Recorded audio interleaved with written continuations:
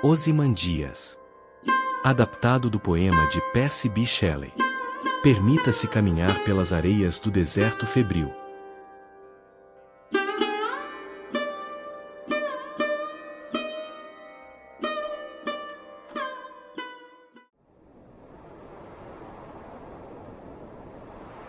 Ele surgiu no horizonte como um erro na paisagem. Um homem cambaleante, recortado contra o laranja morto do entardecer, andando sem direção, como se cada passo fosse decidido por outra vontade que não a dele. O deserto costuma parir miragens, mas aquela figura não tremulava. Ela pesava como chumbo nas areias quentes. Quando finalmente se aproximou, vi que não era o cansaço comum que o fazia vacilar. O corpo sim, estava à beira do colapso. Pele rachada, lábios partidos, a respiração curta e irregular. Mas os olhos... Deus! Os olhos ardiam como brasas enterradas em carne. Não era febre ou medo. Era algo que não combinava com um homem vivo. Ajoelhei-me ao lado dele quando desabou na areia, e foi então que ele agarrou meu braço com força inesperada. A mão dele estava fria como pedra, mas tremia como se o próprio ar à volta vibrasse. Eu não deveria ter visto o rei, murmurou com a voz áspera, quase sem som. E a frase não soou como um aviso. Soou como uma confissão. Logo em seguida ele apagou, o corpo cedendo de um jeito brusco, como se o deserto tivesse finalmente permitido que ele caísse. E naquele instante, juro que não imaginei, o vento parou. Não diminuiu, mas parou. O silêncio caiu tão pesado que me deu a sensação absurda de que o próprio deserto o empurrara até mim, como quem devolve algo que não quer manter. A noite caiu feito um tecido pesado sobre a tenda improvisada. Eu havia deitado o viajante em uma manta fina, tentando fazê-lo beber alguns goles d'água, mas ele permanecera imóvel, respirando com dificuldade, como se cada inspiração fosse arrancada a pulso. Foi no meio do silêncio que ele despertou. Não houve movimento gradual, nenhum gemido, nenhum sinal de retorno à consciência. Os olhos simplesmente se abriram, de uma vez, como se alguém os tivesse puxado de dentro para fora. A pupila parecia maior do que deveria, negra demais para refletir a luz fraca da lamparina. Quando começou a falar, não parecia falar comigo nem com ninguém. Era como se fosse apenas um canal aberto, a voz servindo de passagem para outra coisa. As palavras saíam num tom uniforme, sem hesitação, como se ele estivesse lendo uma lembrança que não era dele. E foi então que notei, o vento que à noite costuma varrer o deserto com fúria gelada, simplesmente cessara. A lona da tenda ficou imóvel, rígida, como se alguém a segurasse por fora. Até a areia pareceu deter o seu suspiro constante. A escuridão ali dentro não se comportava como sombra, era presença. Tinha peso. E quanto mais ele falava, mais a sensação me invadia. Aquilo não era um relato. Não era um homem narrando o que vivera.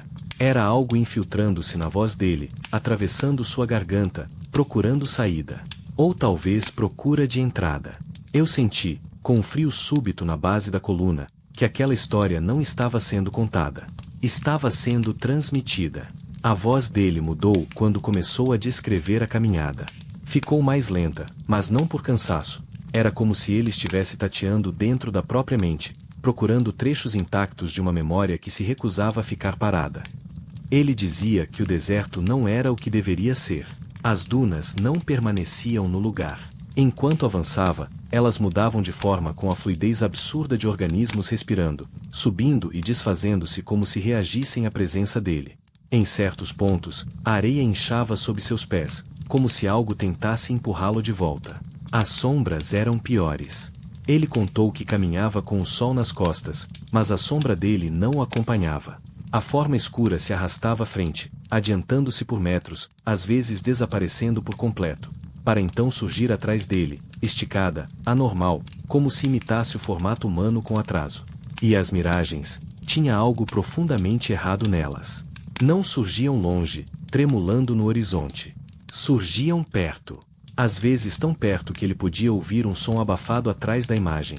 Água, passos, respiração. E não desapareciam quando ele piscava ou mudava o foco. Pelo contrário, acompanhavam, seguiam e observavam. O deserto, me via, ele murmurou, num fio de voz, como se admitisse uma culpa. Cada trecho que ele narrava parecia menos geografia e mais delírio. Mas não um delírio humano, daqueles que vêm com febre ou sede extrema. Era outro tipo de desorientação, como se o caminho estivesse sendo redesenhado a cada passo, como se o espaço fosse um labirinto que reagia aos pensamentos dele. E o pior, ele começou a confundir o que estava fora com o que estava dentro. Falava de dunas como lembranças. Falava de sua própria mente como areia movediça. De repente, tudo se misturava. A certa altura, ele disse que percebeu estar perdido, mas não no deserto. Perdido dentro de si mesmo, como se cada passo que dava o afastasse um pouco mais de quem fora antes. E ali, ouvindo narrar aquilo com os olhos vidrados, eu comecei a ter a impressão incômoda de que ele ainda não tinha voltado. De que uma parte dele continuava lá, caminhando em círculos dentro de um deserto que não existe em nenhum mapa. Ele disse que depois de horas caminhando naquele deserto que parecia se mover com vontade própria, começou a perceber sinais, não de uma civilização extinta, mas de algo que se recusava a morrer. A primeira coisa foram as pedras. Blocos lisos, altos como marcos esquecidos, surgiam meio enterrados na areia. Alguns inclinados, outros partidos ao meio, mas todos marcados por inscrições que não deveriam estar ali. Não eram runas, nem caracteres antigos conhecidos. Eram traços curvos, quase orgânicos, como se alguém tivesse esculpido o idioma de um delírio. E quando a lua tocava aquelas marcas, um brilho úmido percorria a superfície, não como reflexão, mas como algo acendendo por dentro. Ele se aproximou de uma delas e jurou que o símbolo mais profundo pulsou. Uma vez. Como um batimento. Depois vieram os ossos, mas não ossos humanos. Nem animais. Ele descreveu ossadas de edifícios. Estruturas inteiras reduzidas a costelas de pedra, arcos partidos que pareciam contrair e expandir com o vento, como se respirassem. O viajante passou a mão por uma dessas colunas semi-enterradas e sentiu um calor fraco, como de uma fogueira que acabou de morrer. Aquilo não era ruína, era carcaça. Sob a areia, alguma coisa gemia. Ele falou dos ecos, vozes soterradas, amortecidas, como se falassem através de metros de terra compacta. Não gritavam. Murmuravam. Ritmo lento, cadenciado, quase ritualístico. Ele não entendia uma palavra, mas a sensação era de que não estavam conversando entre si. Estavam chamando. E o deserto respondia. A areia tremia de leve, como se uma marcha subterrânea estivesse avançando em direção a algum ponto que ele não conseguia ver. O viajante não sabia se aquilo vinha de baixo ou de dentro de sua cabeça. Mas pela primeira vez, teve a impressão clara de que não estava andando entre restos mortos. Ele estava andando sobre algo adormecido. Eles não se foram, ele sussurrou com os olhos fixos em nada. Só esperam. E quando ele disse isso, a lamparina dentro da tenda pareceu vacilar, como se tivesse ouvido e reagido. Quando o viajante finalmente chegou à estátua, ele disse que primeiro viu as sombras, não a estrutura. Duas manchas monstruosas projetadas na areia, longas demais, imóveis demais, como se o sol tivesse congelado o movimento só ali, naquele ponto. Depois as pernas. Colossais, partidas da cintura para baixo, enterradas em parte, emergindo do vazio como pilares de um templo que nunca chegou a existir. Ele descreveu a pedra como antiga, mas viva, rachaduras profundas que pareciam se abrir e fechar com a respiração do vento. E o mais perturbador, nenhuma delas estava onde deveria estar segundo a lógica. Era como se cada fissura escondesse um olho dormindo. A cabeça, ele disse, não estava caída. Ela escoava. Um fluxo lento de areia escorria de dentro do crânio pétreo, como lágrimas secas que nunca terminavam. A cada movimento do ar, o rosto parecia mudar levemente de expressão. Carranca, tédio, desprezo, até algo mais profundo, que não tinha nome humano. E os olhos, duas esferas de rocha polida, seguiam quem se aproximasse. Não viravam, não se moviam, mas acompanhavam. O que me olhava não era a estátua, ele murmurou. Era o que restou dentro dela. Mesmo assim, ele tocou. A mão pousou na superfície esperando o frio mineral da pedra, e encontrou vibração. Uma pulsação lenta, grossa, irregular, como se tocasse carne endurecida, ou um coração que batia depois de séculos sem uso. O contato fez uma febre subir pelo braço dele, uma onda tão súbita que a visão escureceu pelas bordas. Ali o mundo começou a se dissolver. O viajante disse que o céu ficou líquido, o horizonte se curvou, as dunas respiraram como pulmões cheios de areia. Tudo se movia como se o tempo tivesse sido aquecido até derreter, passado, presente e algo além misturando-se num caldo espesso, impossível de separar. Ele viu o chão ondular. Viu a própria sombra fugir dele. Viu o rosto da estátua sorrir, mas jurava que aquele sorriso não estava lá antes. Foi naquele instante que a febre verdadeira começou. Não há do corpo, há do mundo. E enquanto ele narrava isso, a tenda inteira pareceu encolher, como se a história estivesse se aproximando de mim também, pedindo passagem, querendo tocar. Quando a febre tomou a cabeça dele, as visões não vieram como lembranças. Vieram como pancadas. Cada imagem surgia completa, inteira, violenta, sem origem.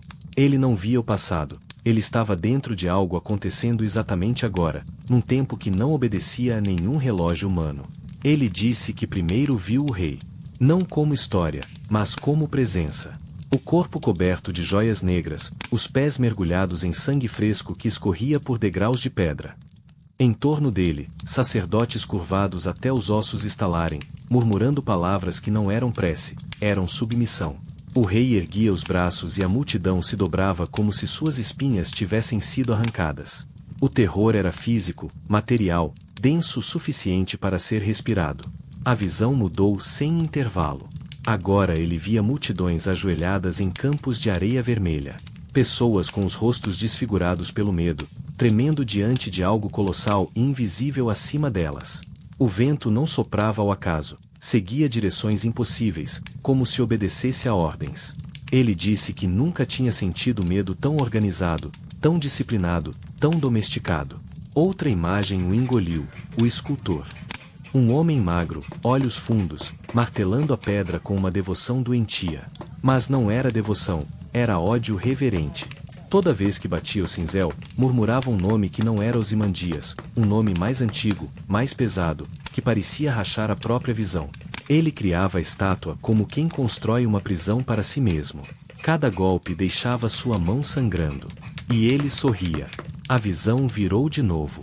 Cidades inteiras sendo arrancadas do chão por tempestades de areia que não seguiam ventos naturais, mas trajetórias calculadas. Elas se moviam como tropas. Cortavam ruas, engoliam muralhas, dobravam torres, tudo ao ritmo de uma ordem silenciosa, imperativa. A areia vibrava como uma criatura obediente. Cada imagem estourava e outra surgia, sem conexão, sem explicação, sem alívio. Não havia passado, presente ou futuro. Só poder bruto. Decadência ativa. Violência funcionando como linguagem. E no centro de tudo, sempre ele, o rei. Não caminhando mas observando. Como se cada visão fosse uma parte dele, espalhada pelo deserto, eternamente desperta, eternamente proprietária do mundo que criou e destruiu. O viajante começou a tremer enquanto descrevia aquilo, como se ainda tentasse raspar aquelas imagens de dentro da cabeça, mas elas não saíam. Porque não eram memórias. Eram presságios. E pareciam, perigosamente, ainda em curso. A presença não chega, ela já estava ali, à espreita atrás de cada grão de areia, apenas esperando que o viajante ficasse vulnerável o bastante para percebê-la. Quando enfim o toca, não há som, não há luz, não há sequer um gesto. É como se um pensamento estrangeiro fosse enfiado à força dentro da mente dele. Um pensamento vasto demais, antigo demais, pesado demais para um cérebro humano suportar. A estátua não se move, mas algo dentro dela desperta. A intenção de Ozymandias se espalha como uma pressão atmosférica invertida, esmagando de dentro para fora. O viajante sente primeiro as memórias escorregarem, nome, origem, propósito, dissolvendo-se como tinta na água. Depois, vem o desespero, não o medo de morrer, mas o medo de deixar de ser. Ele tenta puxar ar, mas o ar recua. Tenta fechar os olhos, mas percebe que não importa, até o escuro agora pertence ao rei. O chão sobe para encontrá-lo quando seus joelhos cedem. A mente dele se fragmenta em pequenas faíscas de consciência, cada uma iluminando um detalhe impossível, um olhar que não existe, um gesto que nunca aconteceu, mas que o encara com familiaridade. Ser observado por algo que nunca morreu é perceber que a própria existência sempre foi uma concessão temporária. O viajante sente isso. e desaba como quem acaba de descobrir que jamais esteve sozinho. Ele desperta como quem é cuspido de um sonho ruim, sem a transição necessária para entender se está vivo, morto ou apenas emprestado ao mundo por mais alguns minutos.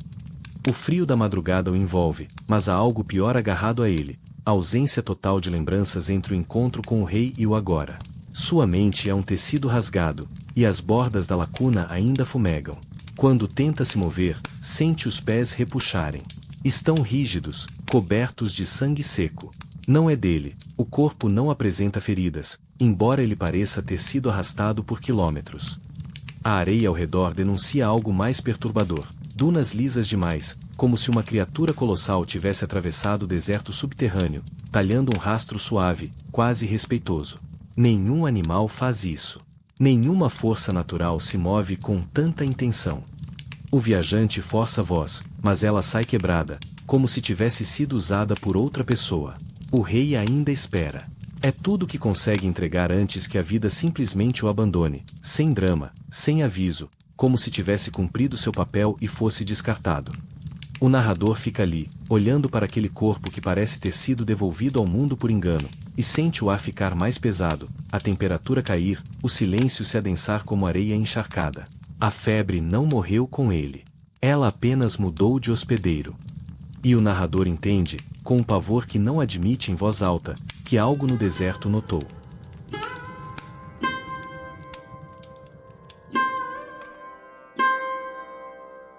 Obrigado por ouvir. Se este conto lhe agradou, inscreva-se e explore os links da descrição. E que sua vontade jamais seja dobrada pelo rei.